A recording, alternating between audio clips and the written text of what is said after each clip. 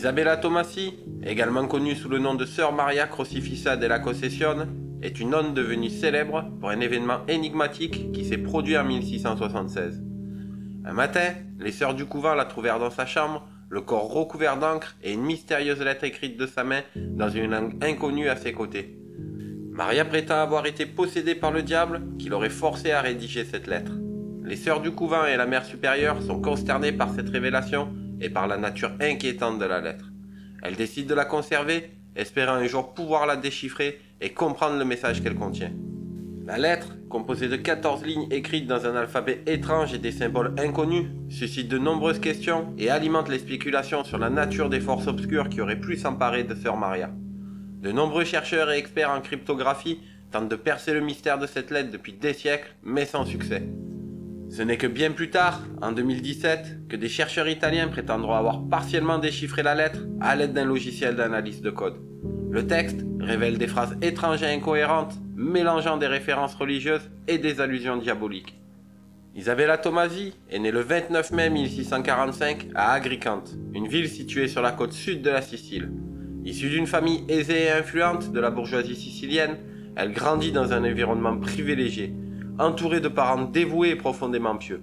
Son père, Girolamo Tomasi, était un homme d'affaires prospère et respecté, tandis que sa mère, Anna d'Andrea, était une femme bienveillante, très impliquée dans les œuvres de charité locales. Peu de temps après la naissance d'Isabella, ses parents, touchés par leur foi profonde, prirent la décision de construire un couvent pour offrir un lieu de prière et de recueillement aux femmes de la région. Pour mener à bien ce projet ambitieux, ils sollicitèrent l'aide de l'oncle d'Isabella, un ecclésiastique influent et respecté. Ensemble, ils entreprirent la construction du monastère de Palma di Montechario, situé sur une colline surplombant la ville d'Agricente. Le monastère fut conçu pour accueillir les religieuses qui souhaitaient consacrer leur vie à la prière et à la méditation, ainsi qu'aux œuvres de charité. Il devient rapidement un lieu important de la vie religieuse locale, attirant de nombreuses jeunes femmes issues des familles aisées et nobles de la région. Au fil des années, Isabella fut témoin de la piété exemplaire et de la dévotion religieuse de ses parents et de son oncle. Elle observait attentivement leurs prières quotidiennes, leur générosité envers les moins fortunés et leur engagement à servir la communauté. L'oncle d'Isabella en particulier joua un rôle crucial dans son éducation spirituelle, en partageant avec elle les enseignements de la foi catholique et en l'encourageant à développer une relation personnelle avec Dieu. Finalement, à l'âge de 15 ans, le 7 octobre 1660, Isabella prit la décision courageuse et déterminée d'entrer au monastère de Palma di Montechario. Ce choix reflétait sa volonté d'abandonner les plaisirs et les richesses du monde matériel pour se consacrer entièrement à une vie spirituelle. Là-bas, elle fut accueillie par la communauté des religieuses qui la guidèrent dans sa quête spirituelle. Après une période de formation, Isabella prononça ses vœux solennels et reçut le nom de Sœur Maria Crocifissa della Concessione. Dans ce nouveau rôle, elle s'engagea à suivre les règles de vie de l'ordre monastique, notamment en pratiquant la prière, l'ascèse et la charité envers les autres. Au sein du couvent, Sœur Maria s'immerge pleinement dans sa vocation religieuse. Elle consacre de longues heures à la prière et à la méditation, cherchant à approfondir sa relation avec Dieu et à mieux comprendre sa volonté. Parallèlement à sa vie spirituelle, elle s'acquiert consciencieusement des tâches ménagères et des responsabilités qui incombent à toutes les religieuses de la communauté. Son quotidien est marqué par la simplicité et l'humilité. En 1672, soit 12 ans après avoir prononcé ses vœux, Sœur Maria vit une expérience mystique qui la bouleverse profondément et transforme sa vie spirituelle. Elle raconte avoir eu une vision de la Vierge Marie qui lui aurait adressé ces paroles. « Ce sera la croix de ton enceinte perpétuelle, la croix est déjà établie, il ne reste plus qu'à monter dessus lentement, pour être parfaitement crucifié. » Cette vision, empreinte de symbolisme et de dévotion, invite Sœur Maria à embrasser encore davantage la souffrance et les sacrifices associés à la vie religieuse. Cette expérience mystique renforce considérablement sa foi et l'encourage à persévérer dans sa quête de sainteté, malgré les obstacles et les tentations qui se dressent devant elle. Cette vision devient un pilier central de sa spiritualité et l'aide à trouver le courage et la force nécessaires pour affronter les défis de la vie monastique. Le 11 août 1676, les sœurs du couvent s'inquiètent de l'absence de Sœur Maria lors de la prière matinale. Chose inhabituelle pour elle qui était toujours ponctuelle et assidue à la vie et à la communauté. Alarmée, elles se rendent rapidement à sa chambre pour s'assurer de son bien-être. En entrant dans la chambre, elle découvre Sœur Maria assise sur le sol, visiblement bouleversée. La moitié gauche de son visage est couverte d'encre noire, témoignant d'une lutte intense qui s'est déroulée durant la nuit. Dans sa main droite, elle tient fermement une lettre écrite dans une langue inconnue, parsemée de mots en arabe et en grec. Sœur Maria a du mal à reprendre son souffle et semble profondément choquée et terrifiée par ce qui lui est arrivé. Tremblante, elle raconte aux sœurs stupéfaites qu'elle a été visitée durant la nuit par le diable en personne. Celui-ci l'aurait contrainte à rédiger cette mystérieuse lettre contre sa volonté en utilisant une langue étrange et incompréhensible. Les sœurs du couvent sont bouleversées par cette révélation et cherchent à comprendre ce qui a pu se passer. Elles prient intensément pour la protection de Sœur Maria et pour que la lumière divine puisse dissiper les ténèbres qui semblent l'avoir enveloppée. La lettre devient dès lors un objet de fascination et d'inquiétude qui suscite de nombreuses interrogations pour la communauté religieuse, qui ne sait comment interpréter ces événements mystérieux et effrayants. Au fil des jours et des semaines, plusieurs spécialistes se rendirent au monastère pour étudier la lettre mystérieuse.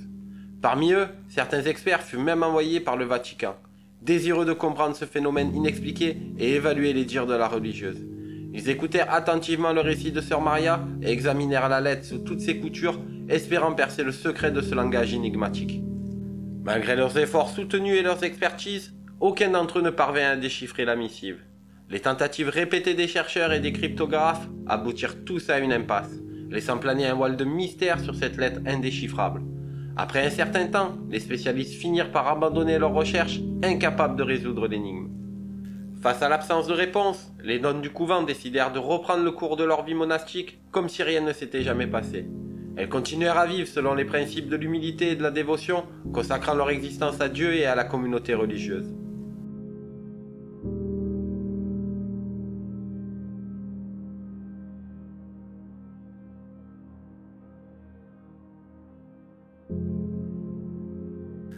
Avec le temps, Sœur Maria acquit une réputation de sainteté au sein de sa communauté et parmi ceux qui la rencontrèrent. Les gens étaient impressionnés par sa profonde spiritualité, son amour inconditionnel pour Dieu et l'histoire de la mystérieuse lettre du diable. Sa renommée grandit et elle devient un exemple de piété et de foi pour les fidèles de la région et de toute la Sicile. Finalement, le 16 octobre 1699, Sœur Maria Crocificia della Concessione décéda paisiblement au couvent, entourée de l'amour et des prières de ses consoeurs. Dans une atmosphère de paix et de recueillement, elle prononça ses dernières paroles « Saint, Saint, Saint ». Reconnue pour sa vie de sacrifice, de dévotion et d'amour envers Dieu et les autres, elle fut déclarée vénérable par le pape Pie VI en 1787. Cette reconnaissance posthume souligna l'impact durable de sa vie exemplaire et spirituelle et constitua un témoignage fort de l'influence qu'elle a eue sur la vie religieuse de son époque. Quant à la lettre du diable, elle est composée de 14 lignes, écrites dans un alphabet étrange et des symboles complexes et inconnus. Elle fascine et émerveille tous ceux qui ont l'occasion de la voir. Les caractères sont tracés avec une grande précision et suivent un ordre particulier, laissant supposer qu'ils pourraient dissimuler une signification secrète ou révéler un message codé. Certains caractères évoquent vaguement des lettres de l'alphabet latin ou grec, tandis que d'autres semblent complètement étrangers, comme s'ils provenaient d'une langue inconnue ou mystérieuse. D'autres encore font passer à des symboles ésotériques, alchimiques ou même astrologiques. Les combinaisons de ces différents éléments rendent la lecture et la compréhension de la lettre extrêmement ardues et complexes. Pendant des siècles, les tentatives pour déchiffrer cette énigmatique missive se sont révélées infructueuses. Des spécialistes du monde entier, tels que des linguistes, des cryptographes, des historiens et même des experts en langue ancienne et ésotérique, se sont penchés sur cette lettre avec fascination et acharnement.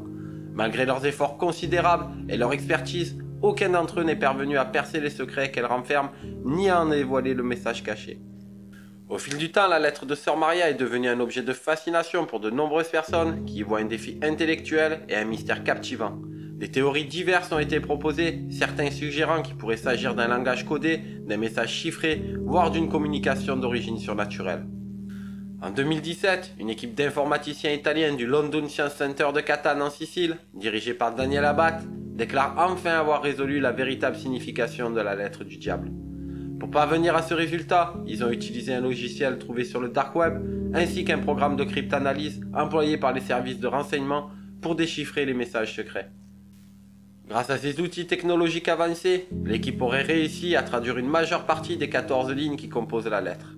Le texte révélé aborde principalement les relations existantes entre les êtres humains, le diable et Dieu. Plusieurs passages sont provocateurs et mettent en doute la foi chrétienne. Selon l'une des phrases traduites, Dieu serait l'invention de l'homme. Il est décrit ainsi que Jésus et le Saint-Esprit comme des poids morts. Selon une autre phrase, Satan encourage la nonne à abandonner la religion. Le texte déclare également « Dieu pense qu'il peut libérer les mortels, le système ne marche pour personne, La lettre ajoute aussi que peut-être maintenant, le Styx est certain. Le Styx, dans la mythologie grecque, est un fleuve qui sépare le monde terrestre de l'enfer. Selon le directeur du centre Daniel Abad, Sœur Maria était une linguiste douée, mais il est possible qu'elle ait souffert de schizophrénie. Il suggère que l'alphabet utilisé dans la lettre est un système précis et complexe, probablement inventé par la nonne elle-même avec beaucoup de soin. Elle aurait mélangé des symboles qu'elle connaissait déjà, donnant naissance à un code unique et ingénieux. Néanmoins, certains spécialistes ont remis en question le travail d'Abad et du London Science Center, suggérant que la traduction présente des incohérences et mettant en doute l'affirmation selon laquelle Sœur Maria souffrait de troubles mentaux. Ils estiment que les conclusions de l'équipe pourraient être hâtives et incomplètes et que d'autres recherches et analyses sont nécessaires pour valider leur découverte. Les critiques soulignent également que les méthodes employées pour déchiffrer la lettre, telles que l'utilisation d'un logiciel du dark web, pourraient être sujettes à des... Ainsi, le mystère demeure donc toujours à ce jour. Le débat autour de la lettre de Sœur Maria et de sa véritable signification continue de faire rage parmi les chercheurs, les cryptographes et les passionnés d'histoire religieuse, laissant place à de nouvelles théories et interprétations qui pourraient un jour éclairer enfin cette énigme fascinante. Et voilà, nous voici arrivés à la fin de cette vidéo. Je vous remercie de l'avoir visionnée, j'espère qu'elle vous a plu et qu'elle a répondu à vos attentes. Si c'est le cas, n'hésitez pas à la liker et à la partager avec vos amis.